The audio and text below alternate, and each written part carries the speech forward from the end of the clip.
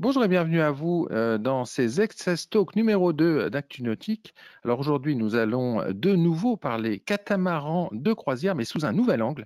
Ce nouvel angle, c'est la façon dont on choisit un jeu de voile et un voilier pour une gamme de catamarans.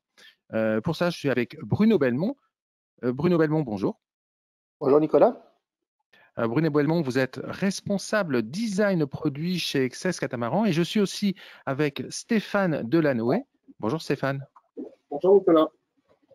Alors Stéphane Delanoë, vous êtes responsable produit grand compte chez Incidence Sales. Merci à tous les deux d'avoir répondu présent et d'être en direct sur ActuNautique. Alors je me tourne tout de suite vers vous, Bruno Belmont.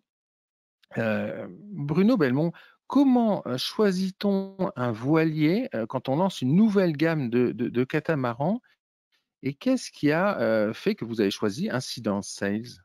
Alors, pour la marque XS qui veut se situer à un équilibre entre la performance et le confort, le choix du moteur, donc des voiles, était évidemment un sujet hautement stratégique.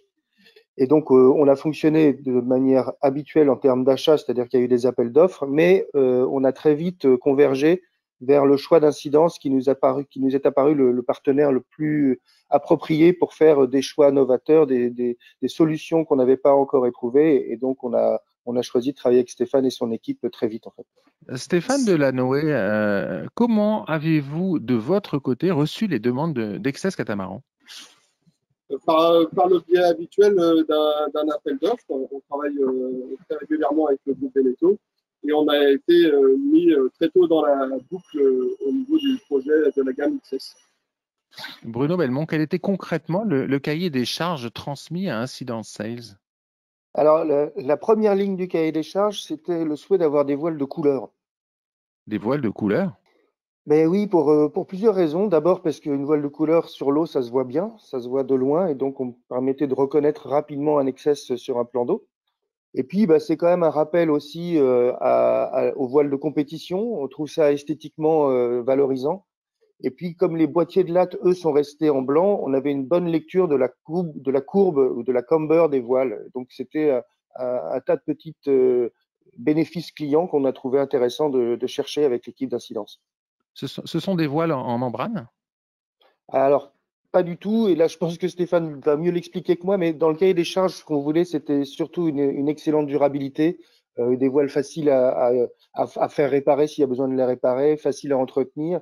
Et donc, la membrane, bah, Stéphane nous a dit, c'est pas forcément une très bonne idée. Alors Stéphane Delanoë, justement, qu'est-ce que vous avez conseillé aux équipes d'Excess Catamaran? On a conseillé aux équipes de partir sur un jeu de voile avec une très bonne durabilité, tout en conservant le cahier des charges qui est une très bonne performance. Et pour ça, on a développé beaucoup travaillé sur la triangulation et la forme des voiles. Et on y a associé des tissus avec cet esprit de durabilité, en restant sur des produits tissés qui permettent d'avoir une très bonne durabilité. Et alors pour Pulseline, qu'avez-vous conseillé? Pour Pulseline, on a choisi d'être encore plus performant que le jeu de voile standard, avec cette même durabilité. Et on a choisi de proposer un nouveau produit de notre partenaire Dimension Polluant, qui s'appelle le Pont Radial. Et ce nouveau produit, en collaboration avec XS, on a choisi de lui attribuer une nouvelle teinte dans un gris très soutenu. Et donc on a beaucoup travaillé sur ce produit-là pour avoir une très bonne stabilité de couleur et longévité. On voit derrière vous, d'ailleurs, dans votre atelier, des jeux de voiles de couleur un peu originales. Oui, on a mis l'accent sur la reconnaissance des bateaux XS. Et donc, dans ce choix de reconnaissance, il y avait évidemment la couleur grise qui rappelle la haute compétition, mais également une reconnaissance un petit peu plus forte avec les bandes anti-UV, comme vous pouvez voir derrière, qui sont orange et qui s'harmonisent parfaitement avec le gris choisi pour XS. Alors, ne tournons pas autour du pot, hein, Bruno Belmont.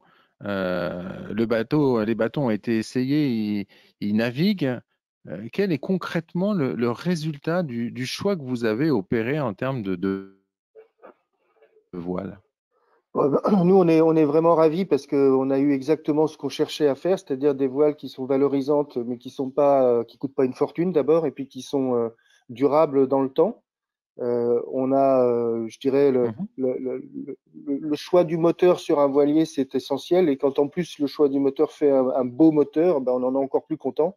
Donc ce partenariat avec Incidence, vraiment, c'était pour nous hyper important puisque c'était le cœur du projet et il s'est extrêmement bien passé. Donc voilà, une belle aventure. Une belle aventure. En conclusion, est-ce que les jeux de voile que vous avez choisis, les résultats obtenus sont dans l'esprit de ce que vous aviez en tête initialement? Oui, oui, c'est vraiment ce qu'on cherchait à faire. C'était des voiles qui se voient, qui sont différentes de la concurrence, mais qui pour autant sont durables et restent dans un budget maîtrisé. Donc oui, oui, c'est vraiment tout ce qu'on cherchait. Merci, merci à tous les deux d'avoir répondu présent dans ces Excess Talk numéro 2 qui traitait du choix des voiles sur un catamaran de plaisance. À très bientôt, chers auditeurs, pour un prochain numéro d'Excess Talk.